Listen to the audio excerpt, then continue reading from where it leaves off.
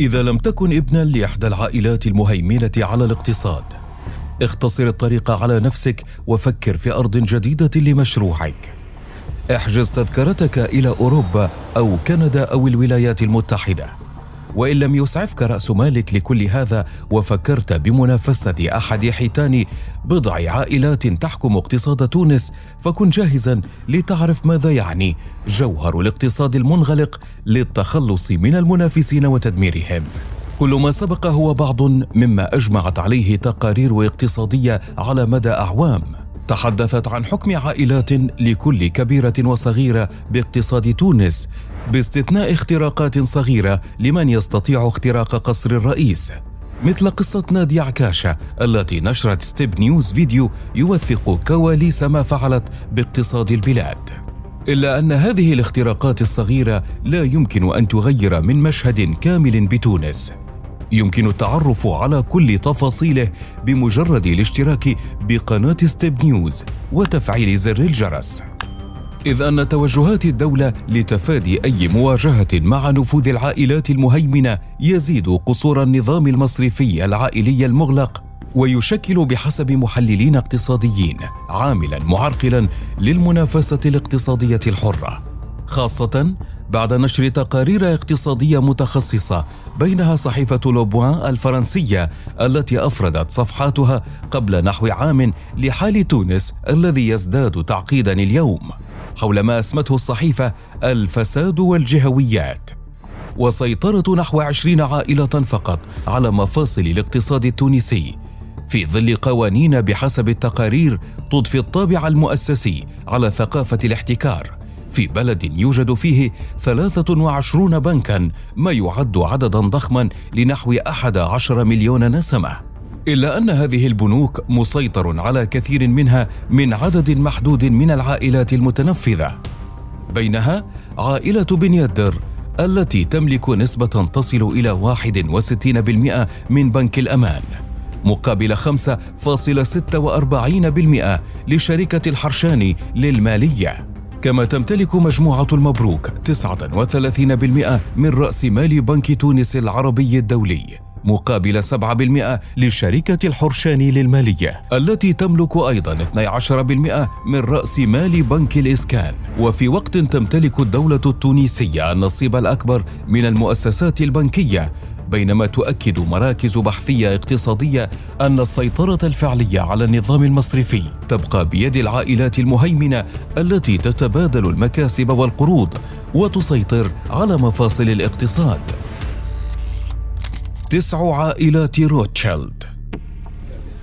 رغم تواتر تقارير اقتصادية حول هيمنة عائلات محددة على اقتصاد تونس، إلا أن أكثر ما أثار الجدل تصريح قبل أعوام لسفير الاتحاد الأوروبي في تونس باتريس براغميني حول وجود لوبيات اقتصادية عائلية تتحكم في صنع القرار الاقتصادي بل والسياسي أيضاً في تونس. وبحسب تقارير إعلامية فإن هناك 20 عائلة تتحكم باقتصاد تونس، كما تتحدث تقارير غربية عن تحكم عائلة روتشيلد بكثير من ثروات العالم، لكن هناك 9 منها ما زالت هي الأقوى والأكثر سطوة في تونس، بينها عائلة المبروك.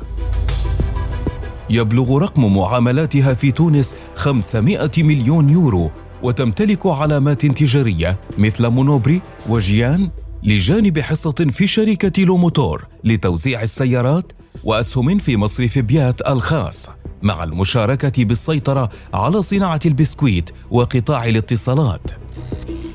عائلة بن عياد. يكفي معرفة أن هذه العائلة تمتلك وتدير أكبر مجمع اقتصادي في تونس لمعرفة مدى نفوذها، حيث أسس مجمع بولين القابضة عبد الوهاب بن عياد لتضم 76 مؤسسة و6 أقطاب متخصصة. عائلة البوشماوي. تعرف هذه العائلة بامتلاك مجموعة من الشركات في اختصاصات المنسوجات والأنشطة البترولية، كما تملك مجموعة بوشماوي شركة ضبعة للبترول مصر، وتستثمر في القطاع المصرفي والمالي عبر امتلاكها لحصة 5% من مصرف الاتحاد الدولي للبنوك وأسهم في وكالة سيارات كيا وشركة مايفل المتخصصة في حلج القطن.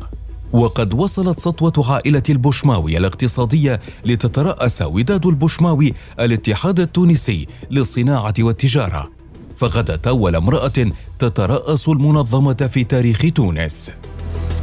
عائلة اللومي. تعمل هذه العائلة أساساً في صناعة الكابلات الكهربائية إضافة لصناعة السيارات عبر مجمع كوفي كاب. ويظهر التأثير السياسي لعائلة اللومي من خلال اعتبارها إحدى المانحين الرئيسيين لحزب نداء تونس. عائلة إدريس.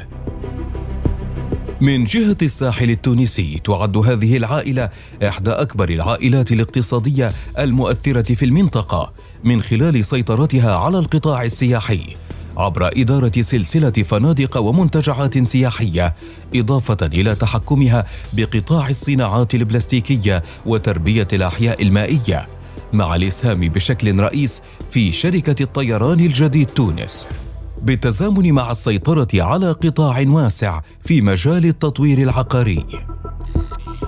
عائلة المزابي. تسيطر المزابي على معظم الصناعة الإلكترونية في تونس مع تحكم كبير بسوق تجارة السيارات وتجارة الشاحنات والمعدات الصناعية وصناعة الجلد وتجميع الدراجات النارية. كما تنشط عائلة المزابي في تجارة العقارات وتمتلك نسبة في مصرف التجاري بنك والاتحاد الدولي للبنوك. عائلة بن يدر. تدير هذه العائلة ثاني أكبر مجموعة اقتصادية في تونس، وتسيطر مجموعة بن يدر على جزء كبير من القطاع البنكي، بينها امتلاك بنك الأمان وقطاع التأمينات عبر تأمينات كومار، إضافة إلى الإيجار المالي. كما تدير مجموعة بن يدر التي أسسها رشيد بن يدر في السبعينات مجموعة من المستشفيات الخاصة، بينها مصحات الأمان، لجانب استثمارات في قطاع الدواء، حتى أن أذرع عائلة بن يدر وصل لقطاع تجارة السيارات والشاحنات والآلات الضخمة الخاصة بالمقاولات والأشغال الكبرى. كما تشتهر مجموعة بن يدر منذ عقود بقطاع المواد الغذائية، خاصة قهوة بن يدر وقهوة بوندان. وتتكون هذه المجموعة من 70 شركة وردت في تصنيف مجلة جون أفريك عام 2018 بين أفضل 500 شركة إفريقية بحجم مبيعات بلغ 770.1 مليون دولار. عائلة المدب. تختص عائلة المدب بالصناعات الغذائية منذ تأسست عام 1978 عبر مجموعة تختص أساساً في صناعة الألبان، قبل أن توسع نشاطها لتشمل تصنيع وتعبئة وتسويق الحليب ومشتقاته. كما شكلت عائلة المدب أيضاً مجموعة ديليس التي دخلت بشراكة عام 1998 مع شركة دانون متعددة الجنسيات. عائلة لوكيل. في مدينة صفاقس تقود عائلة لوكيل مجموعة من الشركات في قطاع مبيعات السيارات والعقارات، ويشمل نشاط المجموعة 13 دولة إفريقية إضافة إلى فرنسا. وتنشط عائلة لوكيل منذ أعوام في مجال تجارة سيارات مازدا وستروين. وأنت، هل تعتقد أن سطوة مثل هذه العائلات على اقتصاد بلد ما يعرقل تقدم اقتصاده؟ أم أن وجود أثرياء في أي مكان يعني وجود رأس مال يحرك الاقتصاد ويدفع بسوق العمل؟